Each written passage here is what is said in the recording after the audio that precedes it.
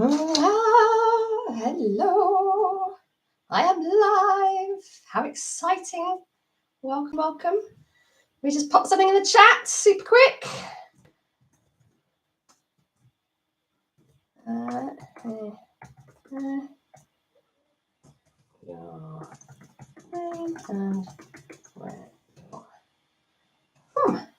Awesome.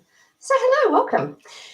In today's Empower Hour, we're going to be talking about soul wounds. Let me just turn my light on. I am totally prepared for this, by the way. Is my light going to come on? Have I got the wrong light plugged in? Too many plugs. Too many plugs. Too many charging things. It's very confused balls. Right, let's try that one. Instant illumination. Awesome. So yes, soul wounds. Now I'm fairly new to soul wounds in terms of being aware of them and what they are. And I heard about them through a guy called Edward Mannix, who hello, Jenny. I will pop his name in the comments. And I saw something by Edward advertised on social media. It's like, I'm intrigued. And it was aimed specifically at energy workers and in terms of money blocks. Now, I am fascinated by all things money and our reaction to money and how it impacts our awareness of ourselves and our self-worth, all that good stuff. So I thought, I'll have a little look at that. And it was really, really interesting. So I wanted to share it today because I think whether you're an energy worker or not, and by energy worker, I mean EFT practitioner, chiropractor, Reiki, anything in that kind of sphere, I guess a yoga teacher, all that sort of stuff. I don't think it just applies to energy workers. I think that's his niche. I think this applies across the board to everyone. And if you are on my email list or in my free Facebook group, Entrepreneur Empowerment group, I posted in there recently, I sent an email out fairly recently about ancestral trauma. So I don't think soul wounds, personally, I don't think they're just for energy workers. I think you can probably have one if you're not an energy worker. You could also not have any. Who knows? But it really fascinates me. And the main reason it really fascinates me is because it's like an extra layer underneath limiting beliefs. And it's something we perhaps don't really think about. We're all on board with the conscious mind, and we're kind of getting, we're aware of the subconscious mind or the unconscious mind. We kind of know how that impacts us and our life and what we have in it, what we don't have in it. But I don't think we tend to go much further down than that, if you like. So when I learned about soul wounds, I found it really, really interesting. However, when I first started doing the work, I didn't really get a reaction. Nothing really came up for me.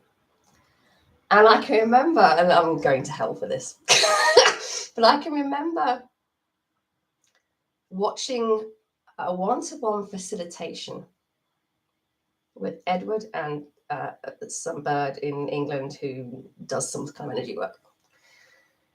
Lovely lady. And he was going through this clearing of soul wounds. And she reacted as if she was being exorcised. It looked like he was pulling a demon out of her body. Now, I'm all into my woo-woo. I'm right in there. Fucking love woo-woo. Everything spiritual, all over that. However, there is a little Yorkshire part of me that is super skeptical as well. So I have these kinds of, I'm very woo, but I'm also very skeptical about stuff. It has to work. Otherwise, it's just woo for the sake of being woo. It's gotta be real. It's gonna get you results. And I will hold my hands up. I judged this bird. I judged her from the get-go. And I did eat my judgment a little bit later. But the way she was reacting very, very physically, and there's lots of physical movement and lots of like real, like she's trying to puke something up almost, and there's very physical reactions and kind of sort of like she was almost having a fit. And I sat right here where I am now watching this, and I may have thought, tone it down, love. It's a bit excessive. For which I am going to help. And and then I did it a bit more. I got a bit more into it, and ended up eating my words, because I too had at a certain point, I had a real visceral reaction, really quite dramatic. The part of me that sits to one side and judges everything was going, oh, come on, calm it down. But it really took me by surprise, and I thought, okay, holy fuck, maybe there is something to this. Maybe I look into this a little bit more. So what is a soul wound? I guess it's kind of like I often hear people banding on the term witch wounds. So in my head, it's all kind of much of muchness. But essentially it works on the premise that our soul is a beautiful, pure light. We are beings of light. Our soul is pure, beautiful light. And it shines out from within us. But to shine out from within us, it's got to go through our physical form. And that, you can call that like a lens. So it's got to shine out through this lens. And when that lens is perfect, there are no chips, there are no cracks, there are no slight imperfections in the glass. That light shines straight through it and projects into our reality everything we want. Manifestation. However, most of the time, our lens is not pure, it's not clear, it's not free of imperfection. We have limiting beliefs. We have past experiences. We have stuff that has happened to not only us in the now us, but to every single past version of us. I am talking past lives, but also every single version of us in other dimensions. You do need to unhinge your brain slightly with this. And I was discussing this with someone, and the first words out of their mouth were, I don't believe in past lives. Okay, fine. However, I work on the basis that if you suspend your disbelief and try something, and you get a shift, something works, then you don't suddenly have to start believing in past lives, but whatever it is you're doing is working. I personally don't think, people often say, oh, do I have to believe in EFT for it to work? No, there is scientific research that supports EFT. However, some people don't get on with it, and belief is very, very powerful. If you believe it's not going to work, well, guess what? It's probably not going to work. If you believe that the placebo you've been given is the wonder pill that's going to solve all your ills, guess what? It's probably going to solve all your ills. placebo is very, very powerful, as is nocebo, which is the negative effect of placebo. So placebo is when you're given something, a sugar pill, and you think it's the real thing, and you heal as if you'd taken the real thing. You get the same reactions, you get the same healing, you get the same results, but it was just a sugar pill. But your belief was so strong that you in fact healed yourself. Nocebo is the same, but coming from the other direction. So an example of nocebo is if a doctor, so if you perceive doctors as white coats, position of authority, absolutely position of authority, personal authority, I'm going to believe everything they say, and the doctor says you've got 6 months to live. If you believe that, heart, soul, hook, line, sinker, if you believe that much, that because a doctor or someone in a white coat has told you you've got 6 months to live, you'd be amazed at how many people drop dead at 6 months when they've heard that information. So nocebo is the same thing as placebo, only placebo is good and nocebo is bad. So I'm going to ask you throughout this, whatever your personal beliefs are on past lives or other dimensions, I'm going to invite you just to suspend your disbelief and approach this with open curiosity. And, if it doesn't hit the mark with you, fine. That's okay. But by just approaching it with open curiosity, you allow it, if it's going to work for you, you're going to allow it to.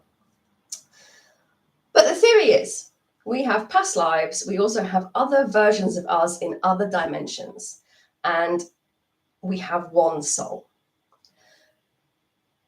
And everything that's affected those other versions of us impacts our lens, which our soul shines through.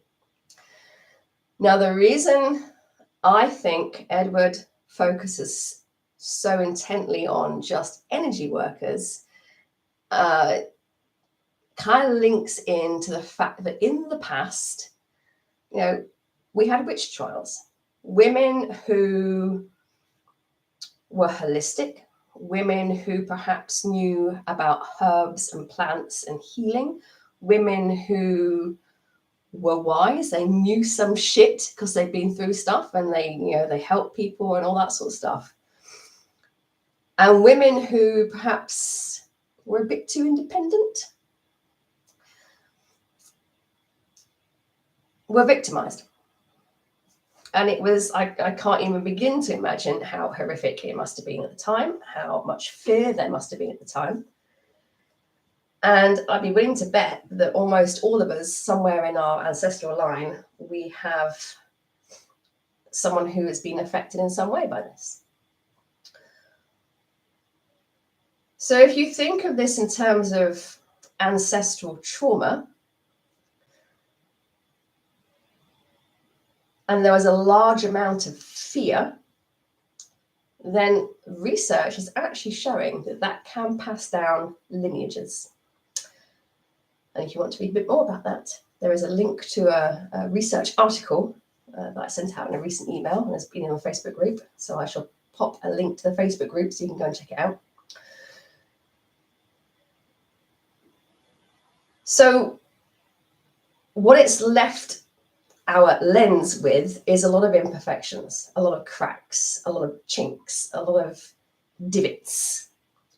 And as our soul's light shines out from us through that lens, those chinks, cracks, divots, imperfections are going to warp what is being shone out, which affects what is imprinted in our reality, like a projector. So think of your soul as like the projector's light, and the canvas that is being shone on is our reality around us, what we're living in right now. And the lens is the lens of the projector with the light shines through and all that stuff. So if there's a crack on the lens, it's going to be shown on the canvas that you're showing this movie on. So this whole thing about soul wounds starts to tie in quite nicely, if that's the right word, with our beliefs about our current reality and what's in our current reality. For instance, if you are looking for the love of your life, but you have the image of a vampire on your lens, as that light shines through your lens, it's going to project the image of the vampire onto your movie. So you might find the love of your life, but then they get eaten by that vampire. You might find the love of your life, it turns out that they are the vampire. Now, you could tap around limiting beliefs around, being able to find the love of your life without finding a vampire. But that image of a vampire is on your lens. Unless you heal that wound on your lens, you're going to keep getting the image of the vampire shining out. Other monsters are, of course, available. So how do you go about healing your soul wounds? And it's something that Edward Mannix calls the compassion key. I like to think of it as extreme compassion. Because in our past lives, in our versions of us in other dimensions, we've been damaged. Bad stuff has happened to us. Perhaps we've done bad stuff to other people. And so we're harboring that in our souls. Maybe a past version of you experienced pain that was so intense that their soul actually broke apart. It was so painful, so hard to bear that their soul shattered. And this came up quite a lot in the stuff that I saw Edward Mannix doing, where people who were going through the facilitation would talk about feeling like pieces of their souls were coming back to them. As they showed themselves this extreme compassion, they felt as if, or they could visualize pieces of their souls coming back. And I like to think, and I kind of get this, and I like to think of it in terms of a past version of me was in so much pain, they couldn't handle it. The only thing that version of me could do in that moment was to have their soul shatter, to try and save the other bits of the soul, have them go elsewhere where it wasn't so painful. And then as I start to heal that pain with extreme compassion for myself, then I start to allow and call back those other pieces of my soul to let them know that it's safe in this form. It's now safe for them to come in. I appreciate that we are edging into the deep chasm of woo-woo. But stay with me. Even if you can't really get your head around this right now, I definitely recommend you look up Edward Mannix. But even if you can't get your head around it right now, we're going to do some of this extreme compassion in just a moment. And I'm just going to invite you to be open to it and just see what happens for you. So first off, what I would like to invite you to do is I'm going to give you 4 statements. Now, if you try this out for yourself, then you can have whatever statements you want that feel pertinent to you. But I'm going to give you 4 statements to start with to just get us going. And I'm going to say them a couple of times. I recommend you write them down, because then I'm going to get you to put a number against them as to how true you think they are. So have a quick scrabble for pen and paper whilst I have a slurp of water.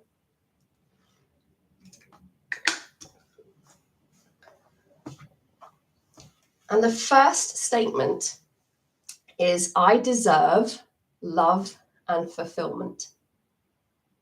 I deserve love and fulfillment.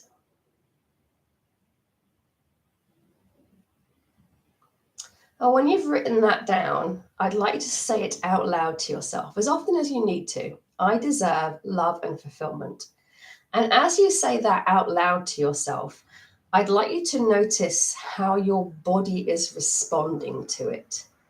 Are there areas of your body that are tightening up? Maybe there's a knotting in your solar plexus. Maybe your chest is tightening. Maybe your heart is starting to feel heavy. Maybe there's chattering in your head. Whatever it is, just notice it. Just allow yourself to be aware of it. I deserve love and fulfillment.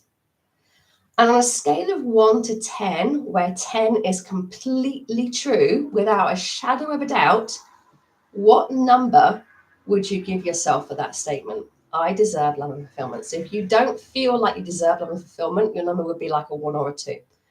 If you are all over the fact that you're absolutely totally deserving of love and fulfillment, your number would be like a 9 or a 10. The second statement is, I deserve to be happy and wealthy. I deserve to be happy and wealthy. And again, write that down. Say it out loud to yourself as often as you need to. Roll it around. I deserve to be happy and wealthy. Notice what happens in your body when you say it out loud. And again, give yourself a number 1 to 10 to represent how true that feels, where 10 is very true. I deserve to be happy and wealthy.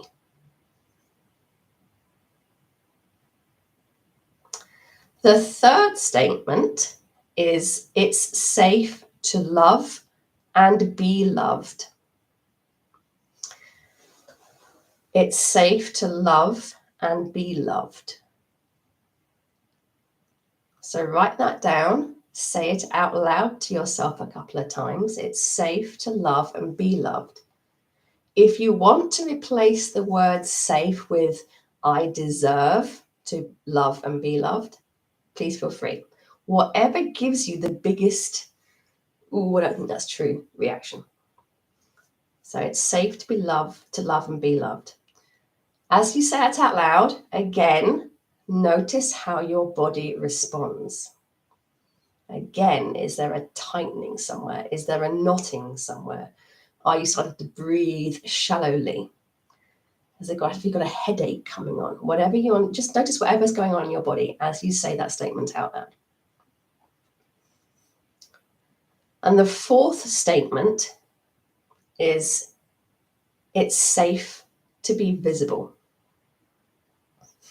It's safe to be visible. Or alternatively, it's safe to be seen, or I deserve to be seen. Have your play with that. It's safe to be visible, or it's safe to be seen, or I deserve to be seen. I deserve to be visible. And again, when you've written that down, say it out loud. Notice how your body responds. And then give yourself a number 1 to 10, representing how true you think that is, how true you feel it is. Not how true do you know it is logically, difference. How true does it feel?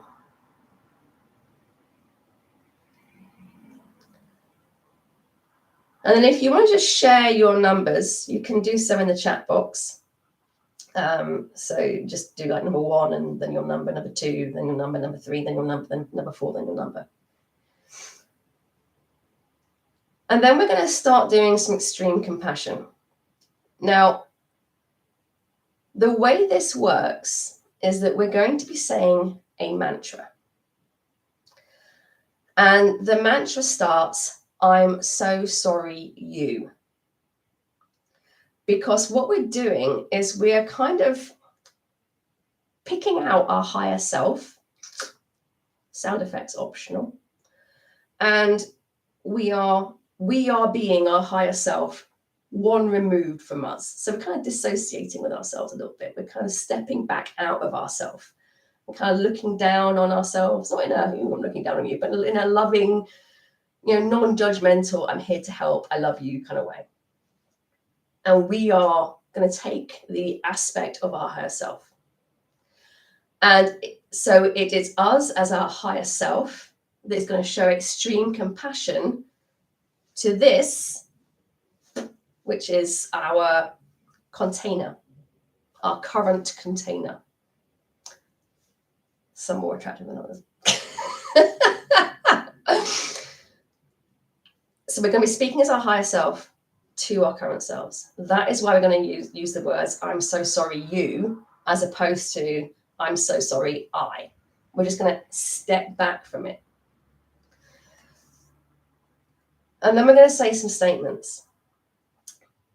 Now, as we go through this, I'm going to ask you to repeat the statements I say.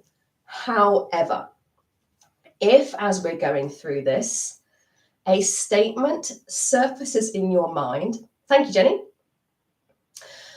A statement surfaces in your mind that you'd rather say instead of my statement, please say whatever surfaces in your mind. I'm a big believer in whatever is coming up in your head for you is what needs to be said. So if I say something and a different sentence pops up in your head, please feel free to ignore what I said and just say what you need to say and have it go along in that direction for you. Hopefully that makes sense.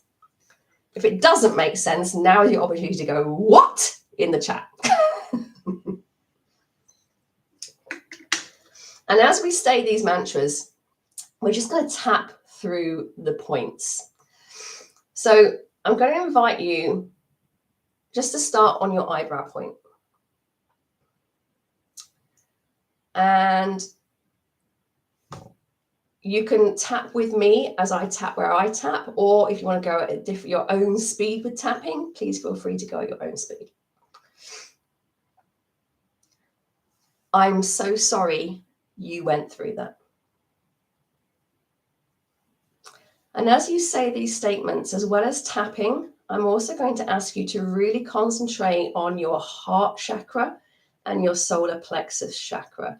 If you're not too sure where your solar plexus chakra is, it's kind of like the bottom of your sternum, bottom of your rib cage in the middle. Let me just hoik myself up, kind of there, in between your boobs. I'm so sorry they did that to you. I'm so sorry you don't believe you deserve love.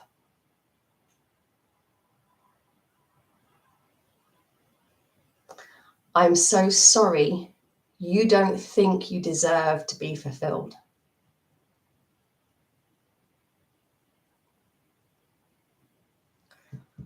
I'm so sorry that's what they told you.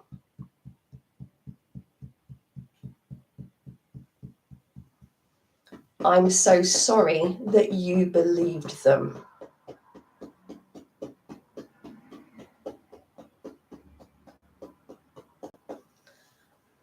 I'm so sorry you've never felt special enough.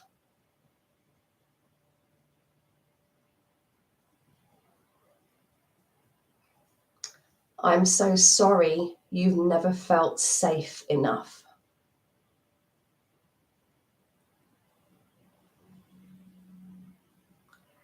I'm so sorry you never felt loved enough.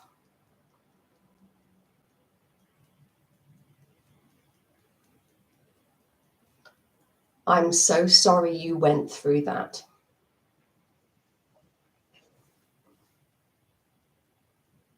I'm so sorry they tortured you.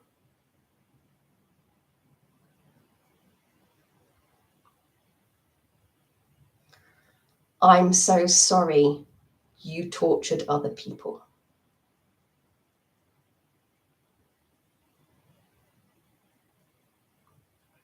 I'm so sorry you feel so much shame.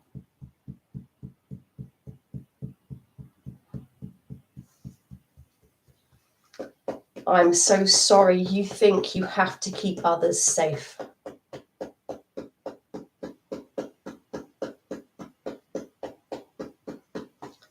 I'm so sorry that you think you do that by being small.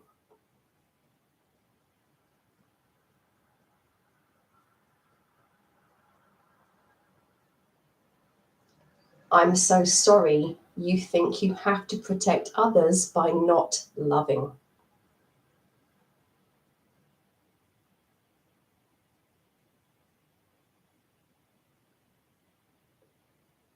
I'm so sorry they persecuted you.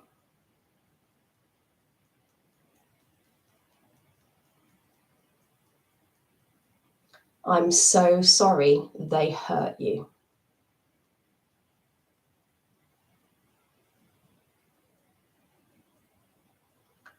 I'm so sorry they made you think you deserved that.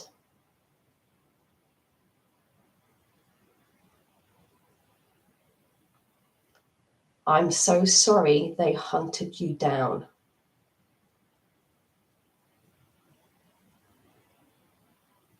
I'm so sorry they turned against you.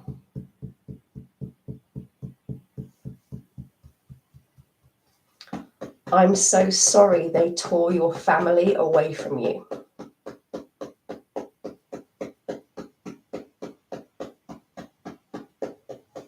I'm so sorry you had to watch them do that.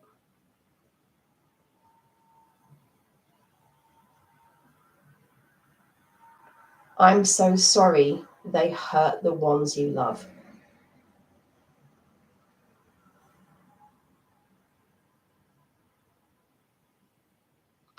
I'm so sorry they burnt you alive.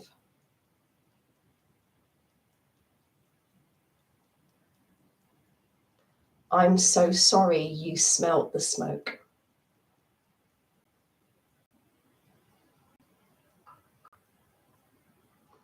I'm so sorry you felt that agonizing pain.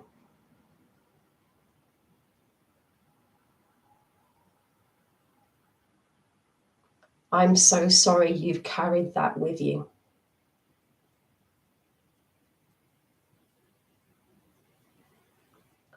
I'm so sorry you thought you had to.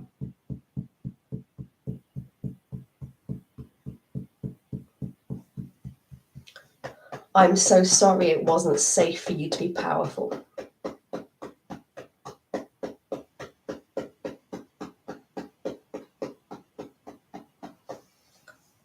I'm so sorry you learned that from them.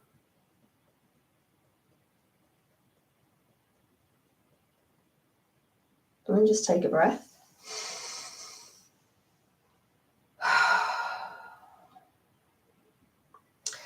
And then, just out of pure curiosity, I'd like you to read those statements back to yourself. I deserve love and fulfillment. I deserve to be happy and wealthy. It's safe to love and be loved. It's safe to be visible, or safe to be seen, or I deserve to be seen. And just notice what's happened to your numbers.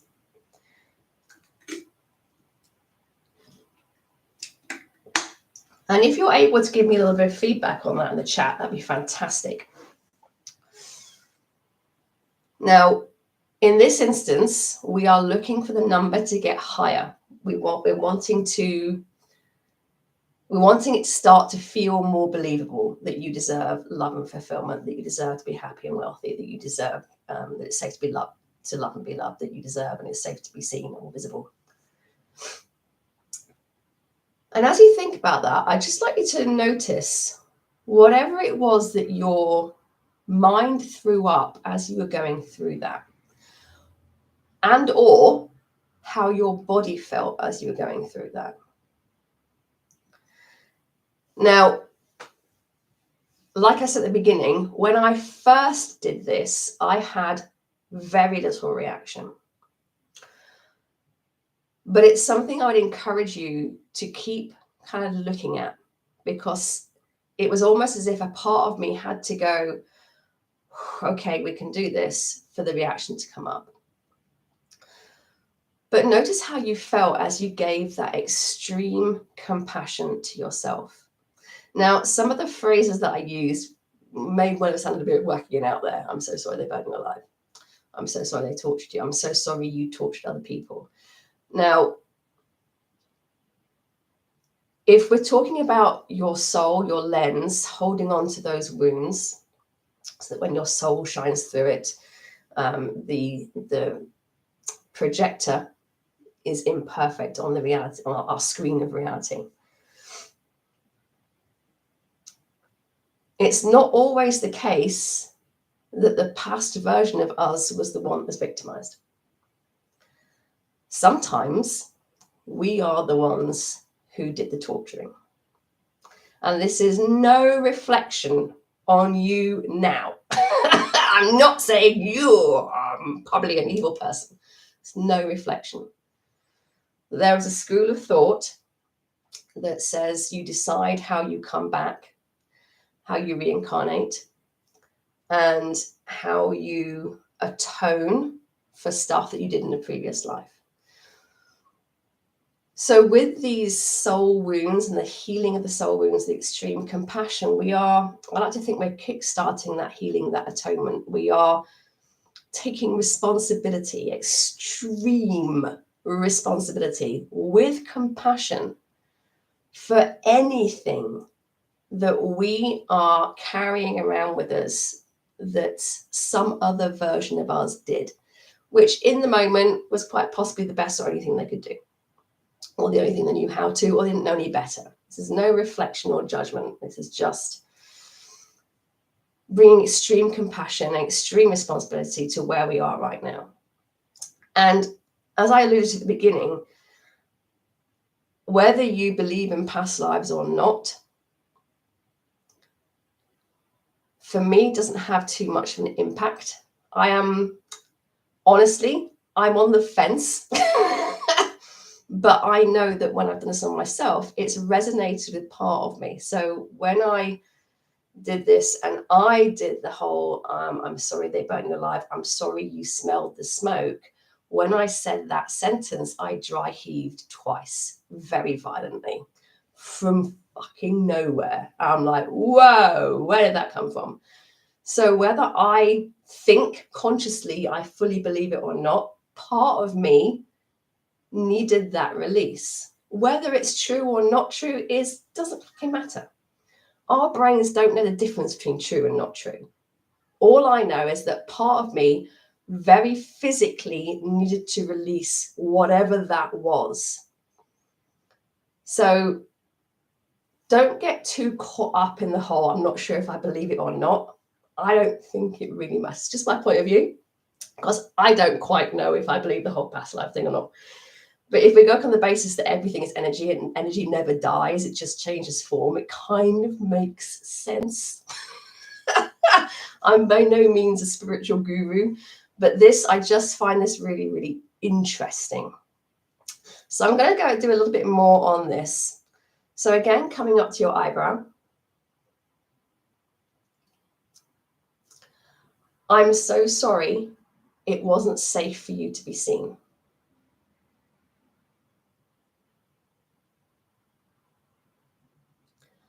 I'm so sorry they made you feel that.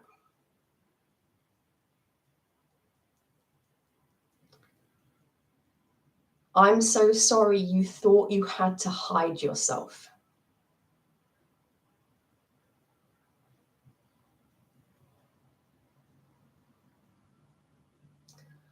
I'm so sorry it wasn't safe for you to come out of hiding.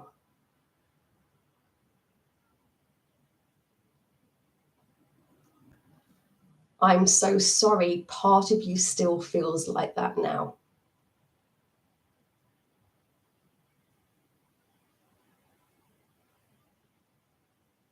I'm so sorry that plays out in all areas of your life.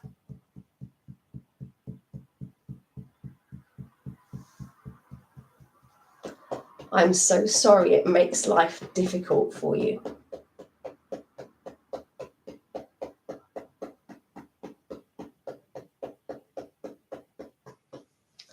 I'm so sorry that being seen meant pain.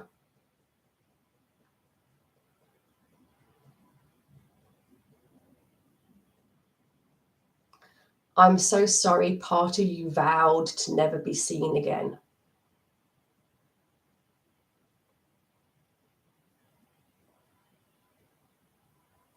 I'm so sorry you experienced so much fear.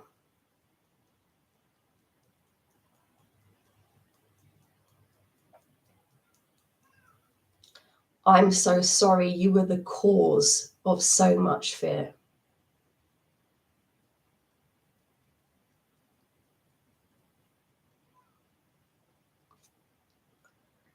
I'm so sorry you learnt it wasn't safe to love.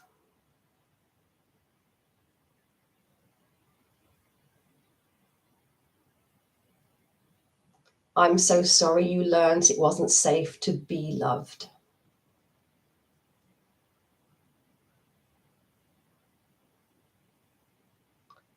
I'm so sorry you feel you have to keep everyone at arm's length as a result.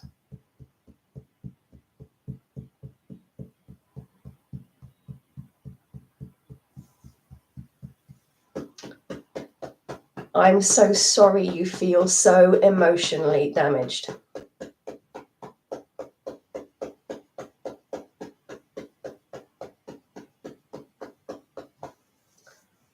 I'm so sorry you were the cause of so much emotional damage.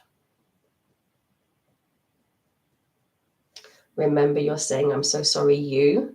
You're not saying, I'm so sorry I. I'm so sorry you don't think you deserve to be wealthy.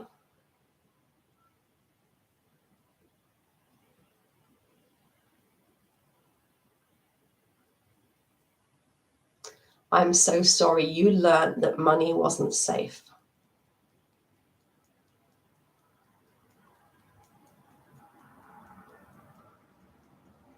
I'm so sorry they wouldn't pay you money.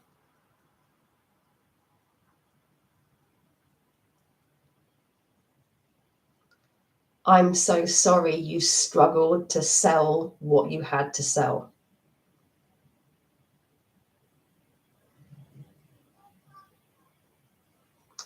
I'm so sorry you were so hungry.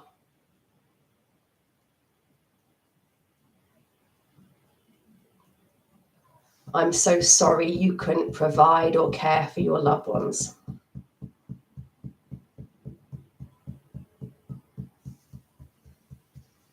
I'm so sorry you found yourself in that position.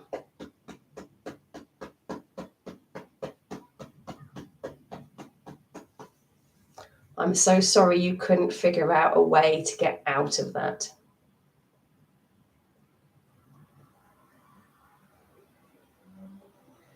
I'm so sorry they kept you down.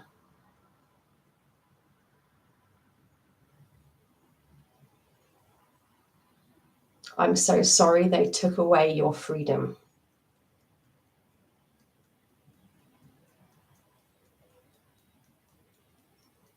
I'm so sorry you suffered.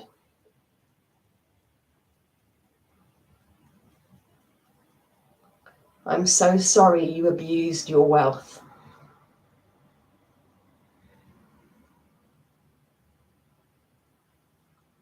I'm so sorry you took so much from others.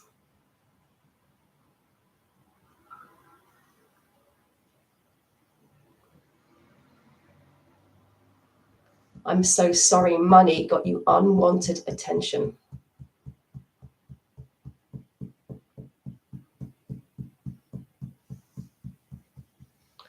I'm so sorry you felt like that.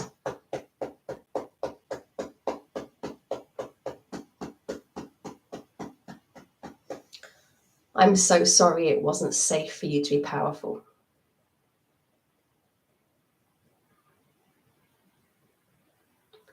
I'm so sorry it wasn't safe for you to step in and use your power.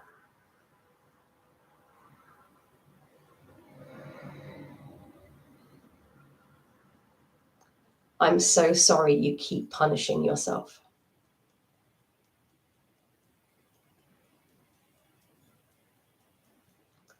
I'm so sorry you think you have to keep punishing yourself.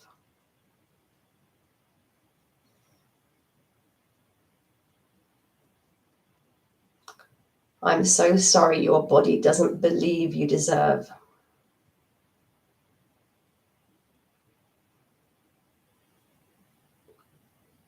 I'm so sorry your soul fractured into a million pieces.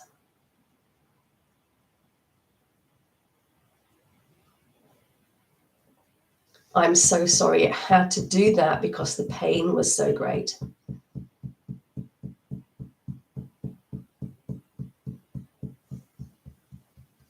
I'm so sorry those parts of your soul are struggling to re-find you.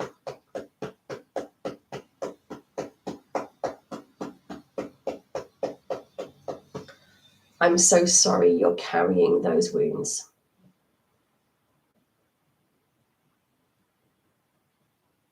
And take a breath.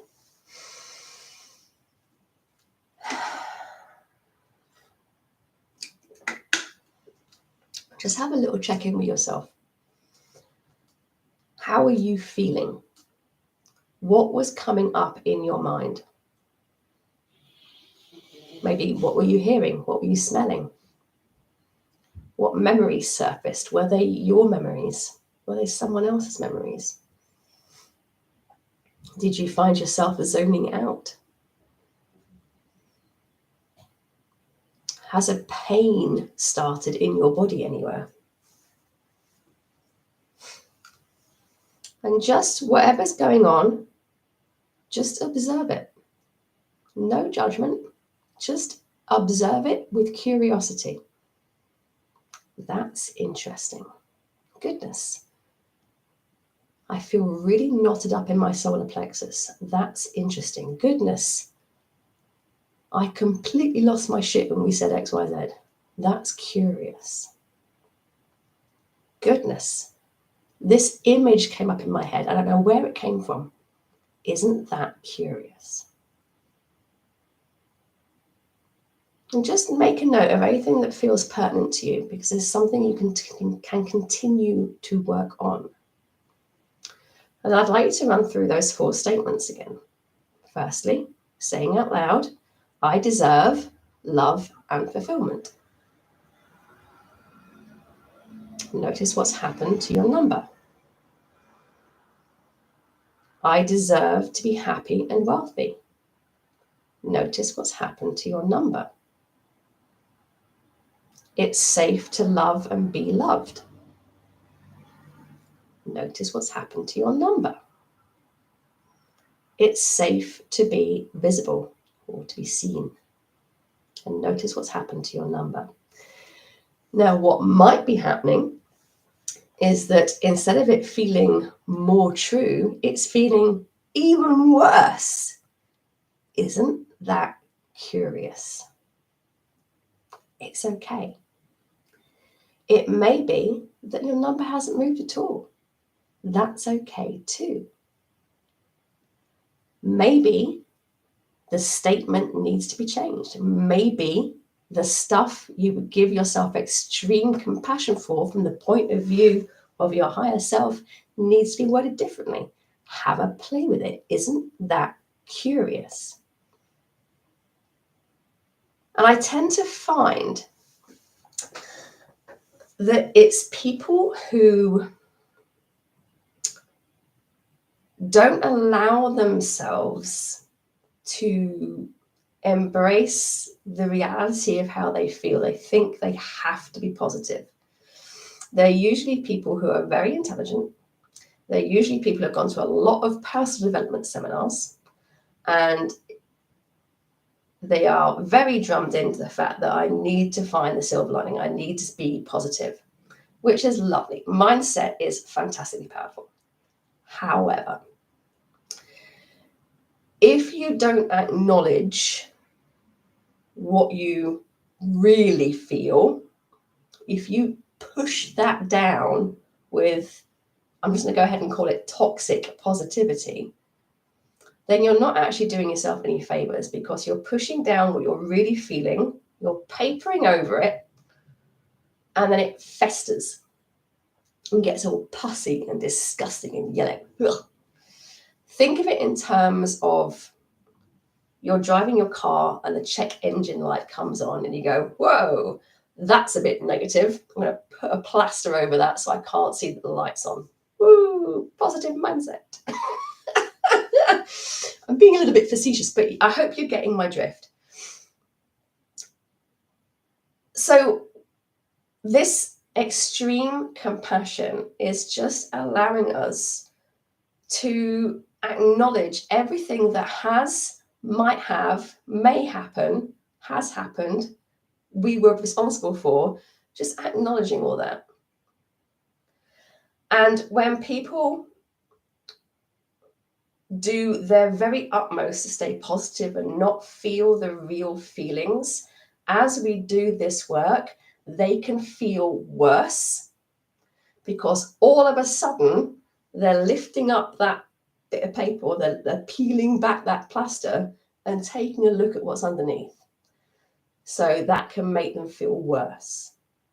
However, it's momentary, because by peeling that bit of paper off and allowing yourself to acknowledge the stuff that's underneath, you let it out. You've taken the lid off. Woo, it can go. It can be released. So please bear that in mind. So just out of curiosity, give me some feedback in the chat on what's going on for you at the moment. We've just got a few minutes left. Have you got any questions?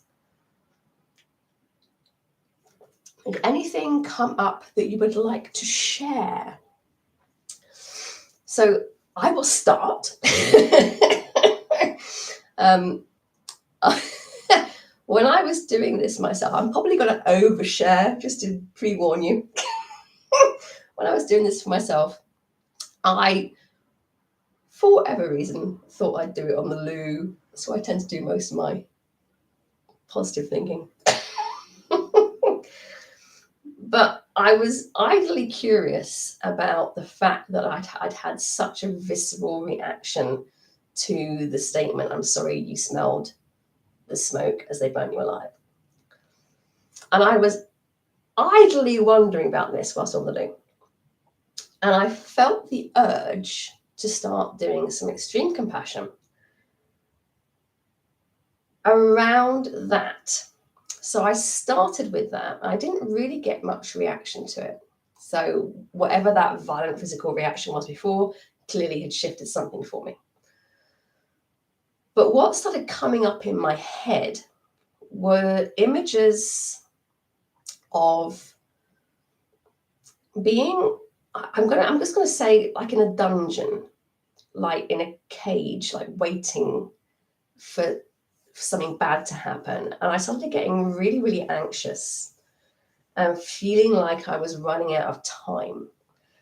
And these images were coming in around that, like I was running out of time before someone came and got me to hurt me.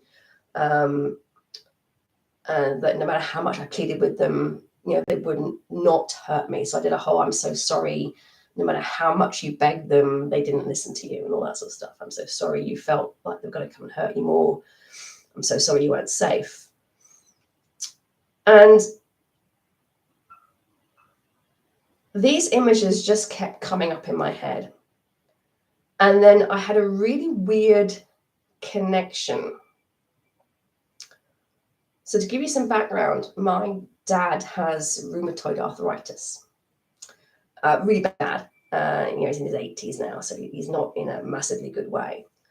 But from out of nowhere, and I'm not saying this is true, but for whatever reason, in my head, I got an image of, or the idea that my dad had been my torturer in a previous life, or whatever you want to call it. And then we'd come together in this life where he was the one who was in pain and I was looking after him. And I'm not saying this is a reflection on anyone or anything, but the way that just popped into my head, I could have completely dismissed it, and I almost did. I was like, "Oh no, ooh." But allow yourself to get curious. Anything that comes into your head, just get curious about it. Doesn't mean it's true, but I was then able to use extreme compassion statements around that.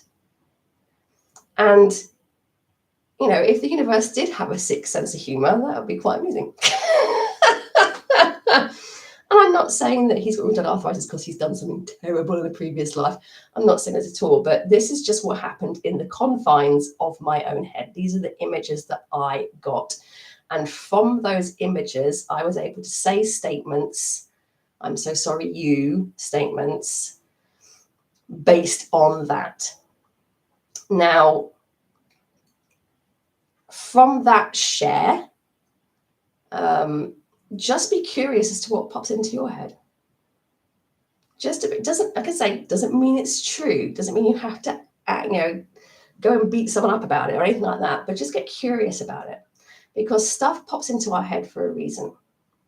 So even if you're not fully sure you understand it, you're not fully sure why it's popped into your head, just do some releasing around it. Do some "I'm so sorry" you statements. Do some tapping around it. And when you do the "I'm so sorry" statements, you don't have to tap, by the way. I do, because I like tapping, but you can just sit with your hands on your heart center, or one hand on your heart center, one hand on your solar plexus, and just say them to yourself. And you may find that more powerful than tapping as you do it. Tapping is fantastic. What it also does is it lowers your stress response. Maybe sometimes you have to allow that stress response to come up and out. Maybe you have to go through it. Maybe you have to experience it. So try it both ways. Try it with the tapping. Try it just with your hand on your heart, hand on your solar plexus. Feel into those chakras as you say those statements. But just get curious about stuff. I find all of this stuff endlessly fascinating. I've got zero proof that any of this is true. EFT has scientific research. I've got no proof as opposed in terms of the extreme compassion or what Edward Mannix does. I thoroughly recommend you have a look into Edward Mannix. He does have a couple of books, I think. I can't speak to the books because I've only just started reading one. But I'm pretty certain he's got some free stuff you can take a look at if you want to just get a little bit interested in what he does. But definitely check it out, because the way I view this sort of stuff is the more you learn, the more you grow. The more you grow, the more you embrace, the more you develop, and the more open you become. And as you become more open, you let go of the shit that's been keeping you closed. And as you open up, you invite in opportunity, you invite in possibility, you invite in love. And as you are inviting it in, you're also sending it out. So anything we can do that clears ourselves and our energy so that we can show up more powerfully, step into our power, project that power, feel safe projecting that power, and use that power to support and help other people step into their power, fan-dabby-dozy.